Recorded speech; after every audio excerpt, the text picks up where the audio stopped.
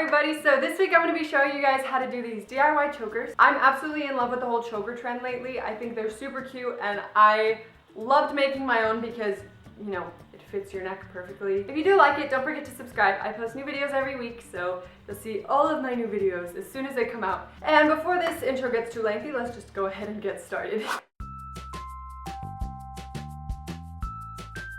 So for choker number one, you're going to need some jump rings, which I forgot to include in this little material thing, sorry. You're going to need some beads, some cording, some lobster clasps, and some cord end caps. And you're also going to need a pair of pliers to make all of these chokers.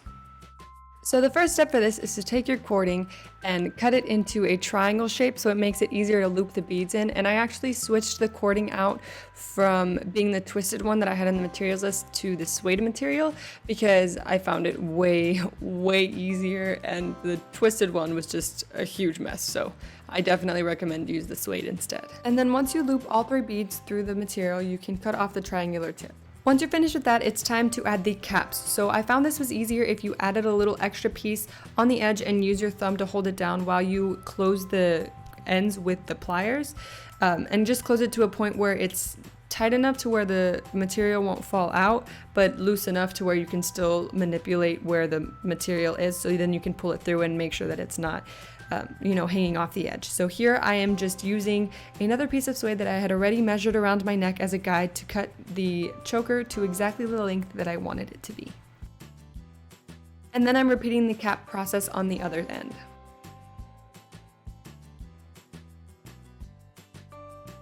Once you're finished with that, you're going to add jump rings to both ends, and then on one of the ends, you're also going to add a lobster clasp.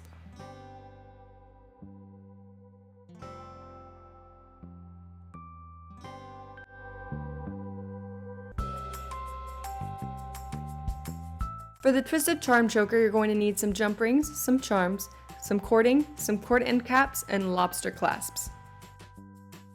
Because I wanted this choker to be towards the base of my neck rather than the middle of my neck, I went ahead and remeasured it and then cut it accordingly. Once I had the cording cut, I went ahead and looped the charm through it. With the cording cut, I went ahead and repeated the same cap process that I did with the first choker.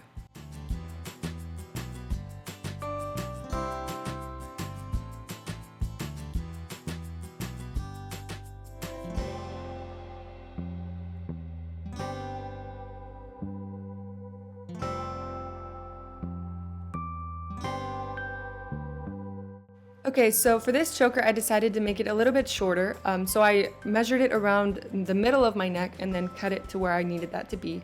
And then once again, looped the charm through the suede material and then repeated the cap process that I did with the rest of the chokers.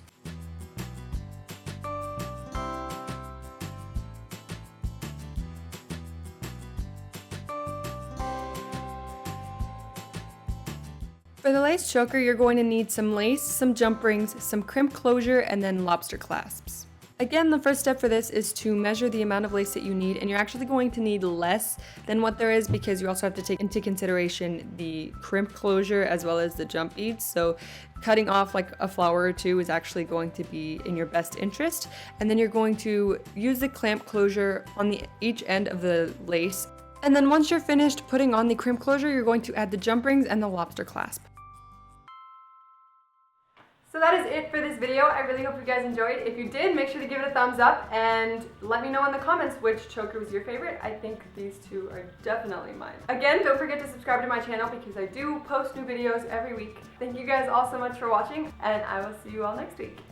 Bye! So today I'm going to be doing a haul because who doesn't love a good old-fashioned haul? I do. The building that the restaurant is in was actually a house in the 1800s. The waiters were saying that things move around. It freaks me out is that I did not notice.